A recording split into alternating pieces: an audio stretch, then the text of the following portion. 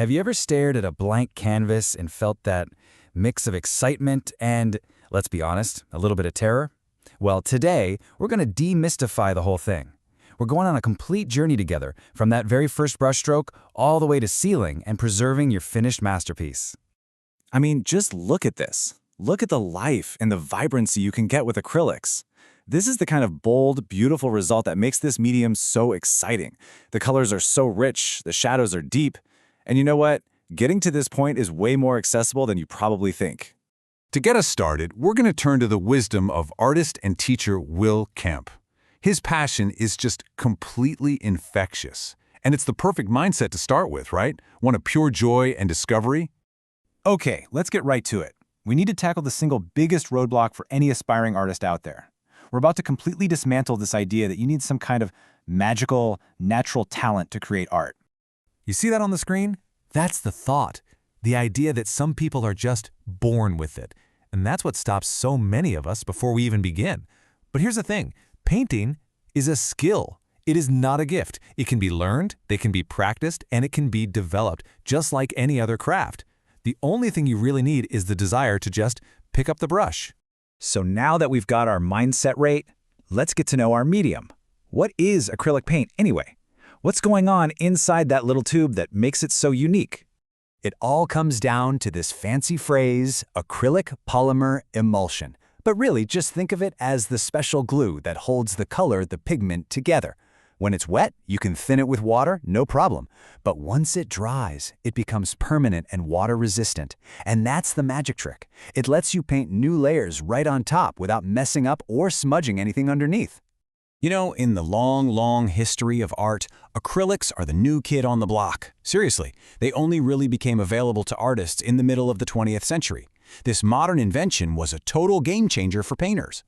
And this comparison really shows you why they became so popular, especially for beginners. I mean, look at this. Unlike traditional oils, they are just so convenient.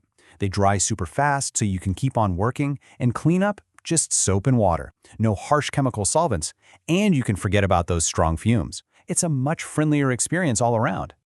Okay, section 3. You're convinced you're ready to paint, but what do you actually need to go out and buy? Let's build your starter kit. And the key word here is going to be simple. Let's take another piece of advice from Will Kemp. It is so easy to get overwhelmed at the art store. You walk in and you think the secret is to buy every single color tube on the shelf. But the exact opposite is true. Limiting your palette actually forces you to learn how colors really work together. And here it is.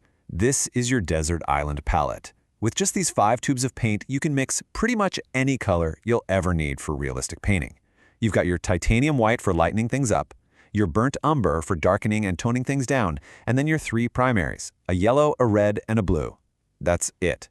This is your entire foundation. And when it comes to brushes, again, keep it simple.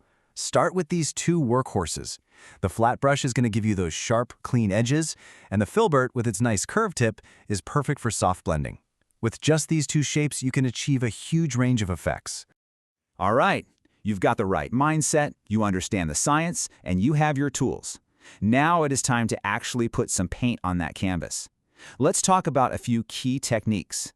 So the biggest challenge with acrylics is how fast they dry, but guess what? You can control it. Here are 3 super simple strategies. A stay wet palette is like a little humidor for your paint.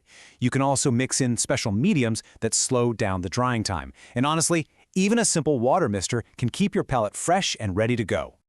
Now, this next part is a game changer. You've got to understand that not all paints are created equal. Opaque paints, they give you solid coverage. They're perfect for a base layer or for fixing a mistake. Transparent paints, though, they're more like stained glass. They let the light through, which is how you create that beautiful depth and those luminous glowing layers. And now for our final section. You've done it, you've finished your painting, and it looks amazing. But the job isn't quite finished. It's time to take off our artist hat and put on our art conservator hat. So, drawing on what actual conservators at the Henry Ford Museum say, let's look at the invisible forces that can damage your work. It's not just about, big accidents. It's the slow, steady damage from the environment itself, things like light, humidity, and even just plain old dust. Now, here's something you probably didn't know about acrylics. Unlike a fully cured oil painting, the surface of an acrylic painting stays just a little bit soft and porous, and that means it can actually trap dust over the years, embedding it right into the paint itself. Crazy, right? So what can you do about it? Well, here are the museum-grade targets you should aim for. The big things are a stable temperature and humidity, and of course, keeping it out of direct sunlight. You're basically trying to create a calm, gentle, stable home for your art to live in. If you remember just one single number from this entire section, make it this one: 45 to 55% relative humidity. That is the absolute sweet spot. Why? Because the canvas and the wooden frame are always absorbing and releasing moisture from the air. Keeping that humidity stable stops the wood and canvas from expanding and contracting, which is what leads to cracked paint. So after all that science and all that talk about preservation, let's just circle right back to where we started. This thought from Will Kemp is so important. You can have all the knowledge in the world, but the real magic, the inspiration, that happens in the simple act of doing, of just painting. We've gone all the way from busting the myth of talent to the science of preservation. We've seen that creating art is this incredible act of passion and that protecting it is an act of care. So the only question left is, what are you going to create? And once you do, how are you going to make sure it lasts? Your masterpiece is waiting.